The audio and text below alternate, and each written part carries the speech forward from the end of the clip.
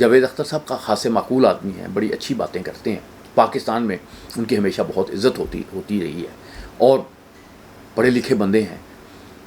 وہ جب یہاں پہ آئے جاوید اختر صاحب، تو انہوں جب واپس گئے تو ان سے کسی نے پوچھا کہ یہ وہاں پہ انفلیشن ریٹ یہ ہے، تو آپ نے دیکھا ہوگا وہاں پر بہت بھوک ہوگی، لوگ بھوک سے مر رہے ہوں گے۔ تو انہوں نے کیا کہا؟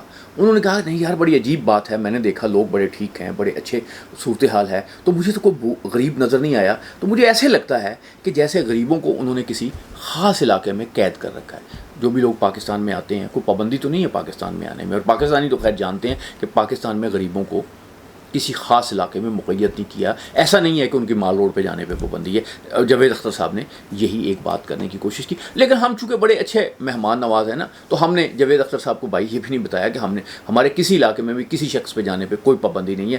ایسا نہیں ہے کہ غریب ایک خاص علاقے سے آگے نہیں آ رہے، اس لیے مال روڈ پہ اگر آپ نے انہوں نے دیکھا یا ان علاقوں میں غریبوں کو نہیں دیکھا تو اس میں نہیں قصور نہیں۔ لیکن میں جاوید اختر صاحب کو بتاؤں گا کہ یہ پاکستان کافی بدل گیا، بڑی غربت بھی ہے، سب کچھ ہے، میں مانتا ہوں اس میں۔ یہاں پہ آپ کو اب موچیوں کی دکانیں نظر نہیں آتی، کیونکہ لوگ جوتا ہو تو خراب ہو ٹوٹ جائے تو اس کو مرمت نہیں کرواتے، اس کو بدل لیتے ہیں۔ اسی طرح سے پیون لگے ہوئے لوگوں کو میں کپڑے نظر نہیں آتے۔